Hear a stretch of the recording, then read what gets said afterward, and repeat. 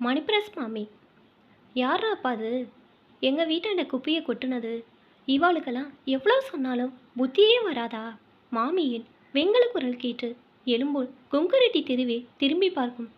நெட்டையான ஒல்லியான உருவம், நெற்றியில் அழகான குங்குமப் பொட்டு, மஞ்சள் பூசிய முகம், முகத்துக்கு பாந்தமான கருப்பு ஃப்ரேம் மூக்கு கண்ணாடி, 3 தலைமுறை தாண்டிய சிறிய ஒத்தகள் வைர முக்குத்தியுடன் தலைய கட்டின மடிசால் புடவை, நிறம் கருப்பானாலும் கலையான சற்றே சிறுசிறுப்பான முகபாவம். ஆம், இவைதான் 50 வயதை கடந்த ஜானுமாமியின் சிறப்பு தோற்றம்.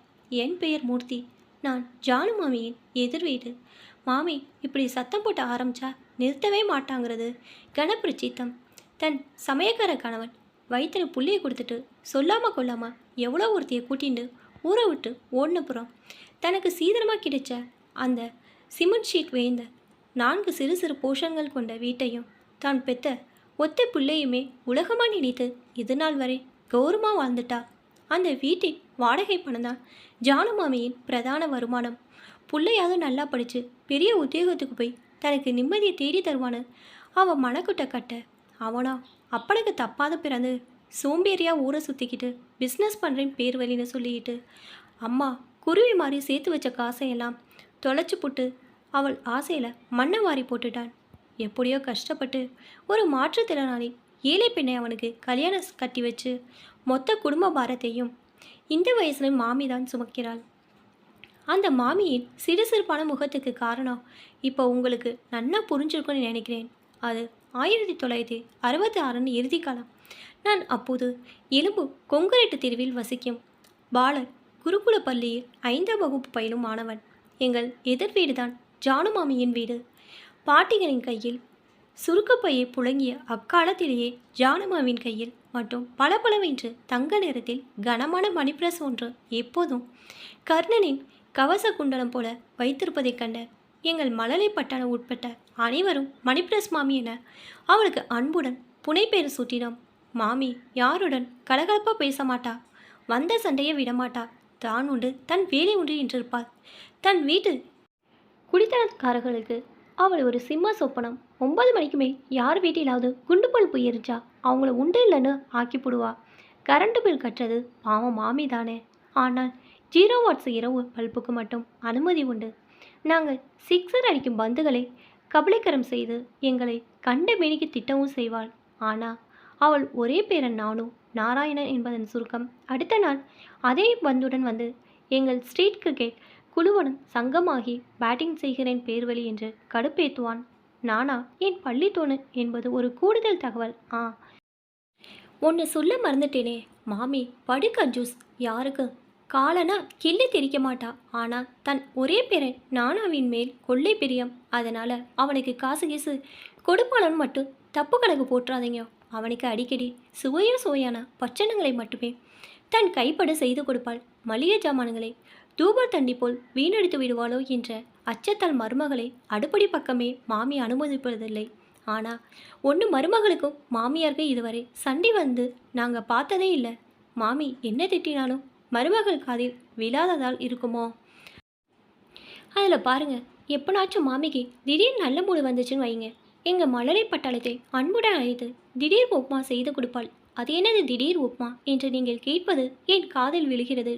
திடீர் உப்மா என்றால் காலையில் செய்த இட்லி எதிர்பாராத விதமாய் மிக அரிதான சந்தர்ப்பங்களில் மீந்தி போய்விட்டால் அதை உதுத்து கடலைப்பருப்பு, உளுந்தப்பருப்பு, காஞ்ச மிளகாய், இஞ்சி, முந்திரி மற்றும் இன்ன பிற எங்களுக்கு தெரியாத ரகசிய வஸ்துக்களை சேர்த்து சுட சுட 4 சுட்டு பசுனை விட்டு வாழையில் வைத்து ஆளுக்கு ஒரு கரண்டி மட்டுமே பரிமாறப்படும் உப்மாவே அவசர உப்மா என்று மாமியால் அன்போடு அழைக்கப்படும் இட்லி உப்மாவாகும். அந்த உப்மாவின் சுவைக்கு ஈடு இணை எது என்று அந்த உப்மாவின் சுவை என் நாவில் ஆனந்த நர்த்தனம் ஆடுகிறதுனா பார்த்துக்கோங்களே. அவள் பேரனுக்கு மட்டும் அது அன்லிமிட்டட் உப்மா. எங்களுக்கெல்லாம் ஒரு கரண்டிக்கு, அதுவும் சின்ன கரண்டி மேல் பேராது. இந்த கருப்பு மாமி எப்போ பார்த்தாலும் ஒரு எல்ச்சி பெருங்காய மஞ்சள் பையில் கண்டதை நிரப்பிக்கொண்டு தூக்க முடியாமல் தூக்கிட்டு விடிய காலையில் அவசரமாக கிளம்பி வெளியே போகிறத அந்த தெருவே பார்த்து மௌனமாய் சிரிக்கும் பக்கத்து வீட்டு பொக்கைவாய் சின்சாமி தாத்தா தன் முழு தைரியத்தையும் திரட்டி, எப்பனாச்சும் ரொம்ப தூரமா என இழுத்தபடி மாமியை பார்த்து கேட்டால் பதில் ஏறும் கூறாமல் அவரை எரித்து விடுவது போல் ஒரு பார்வை பார்த்துட்டு விடுவிடனை எட்டி நடப்பாள். நான் ஒருமுறை நானாவிடம் இதற்கு விளக்கம் கேட்டபோது, எங்கள் பாட்டி பழைய நியூஸ் பேப்பர் உதவாத பொருட்களை எல்லாம் வித்துட்டு ஆத்துக்கு வேண்டிய கறிக்காய், பழங்க, அரிசி பருப்பு, துணிமணி, எவர்சல்ம ஜாமான் இப்படி எல்லாத்தையும் நடப்பயணமாகவே டவுனுக்கு போய் வாங்கிட்டு வருவா. சில சமயங்களில் நீக்கு பிடித்த 6 பவுன் பாதாம் அல்வாவும் பச்சனை பக்கோடாவும் அந்த லிஸ்ட்டில் இருக்கும் என அவன் சொல்கையில் என் நாக்கில் எச்சி ஊறும். எனக்கு இப்படி ஒரு பாட்டி இல்லையேன்னு நினச்சி கவலைப்பட்டதும் உண்டு. ஒரு நாள் டவுனுக்கு காலங்காத்தால கால்நடையாக போன மாமி இரவாகியும் வீடு திரும்பாததால் அந்த தெருவே கவலையில் மூழ்கி அவளை தேடி அலைந்து திரிந்தது. அன்று இரவு முழுதும் மாமியை நினைத்து அழுது கொண்டே தூங்கி போனேன். பொழுது விடித்ததும் மாமியின் வீட்டுக்கு ஓடினேன். மாமி தன் ஆஸ்தான ஆசனத்தில் அமர்ந்திருந்ததைக் கண்டு நிம்மதி பெருமூச்சு விட்டேன். மாமி என்னை ஆற தழுவிக்கொண்டு ஏனோ விம்மி விம்மி அழுதாள். ஆனால் அவள் முகத்தில் பற்பல வரவேற்கத்தக்க மாற்றங்களை கண்டேன். அவள் ஏதோ சில பல நினைவுகளில் மூழ்கி போய் பாரிஸ் கர்னில் உள்ள மாடர்ன் கேஃப் ஓட்டல் படிக்கட்டில் அமர்ந்திருந்ததை தன் அப்பா நள்ளிரவு 12 மணி அளவில் தேடி கண்டுபிடித்து பத்திரமாக அவளை வீட்டுக்கு அழைத்து வந்ததாக நானா என்னிடம் அடுத்த நாள் பள்ளியில் விளக்கி கூறினான். அன்றிருந்து மாமி தலைகீழாக மாறி போயிருந்தாள். அமைதியின் முழு உருவமாகி போயிருந்தாள். யாரையும் திட்டுவதில்லை, குடுத்தனக்காரர்களிடம் சண்டை போடுவதும் இல்லை. நிறைய தர்ம காரியம் செய்கிறாள். திடீர் உப்மா செய்தால் போதும் போதும் என்று கூறும் வரை பரிமாறுகிறாள். இப்படி இருப்ப சின்சாமி தாத்தாவிடம் கலகலோப்பாவும் பேசுகிறாள். சிக்ஸர் பந்துகள் மாமியால் திருப்பி அளிக்கப்படுகின்றன. ஒன்று சொல்ல மறந்துட்டேன், இப்பெல்லாம் மஞ்சள் எல்ஜி பெருங்காய பையை தூக்கிண்டு டவுன் பக்கம் மாமி போகிறதே இல்லை. இந்த திடீர் மாற்றத்துக்கு என்ன காரணம்? கொங்குரெட்டி தெருவாசிகள் எவ்வளவோ இன்வெஸ்டிகேட் பண்ணியும் கடைசி வரை யாராலும் எந்த ஒரு துப்பையும் கண்டுபிடிக்கவே முடியல. ஓரிரு மாதங்களில் என் அப்பாவுக்கு பாம்பேக்கு டிரான்ஸ்ஃபர் கிடைத்ததால் நாங்கள் கொங்குரெட்டி தெருவுக்கு டாட்டா சொல்லி பிரியா விடை பெற்றோம். மாமியிடம் நான் விடை பெற்ற போது இருவரும் பிழிய பிழிய அழுதோம். என் கையில் அந்த கால பெரிய 5 ரூபாய் நோட்டை அழுத்தி, நன்னா பெரிய படிப்பெல்லாம் படித்து சேவமாக இருடா கண்ணான்னு சொல்லி ஆசீர்வாதம் பண்ணா.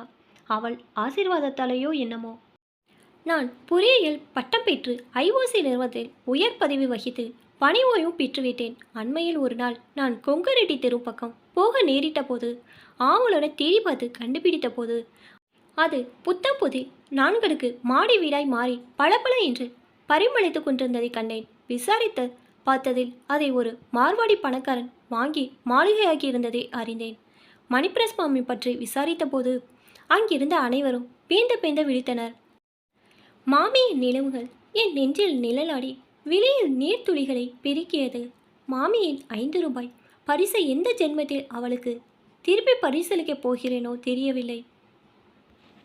இப்போ தான் என்னோட சேனல் ஃபஸ்ட் டைம் பார்க்குறீங்கன்னா சப்ஸ்கிரைப் பண்ணிக்கோங்க. பக்கத்தில் இருக்க பெல் ஐக்கனை ப்ரெஸ் பண்ணிக்கோங்க. அப்போ தான் நான் ஒவ்வொரு தடவை வீடியோ போடும்போது உங்களுக்கு நோட்டிஃபிகேஷனில் வரும். தேங்க்ஸ் ஃபார் வாட்சிங்.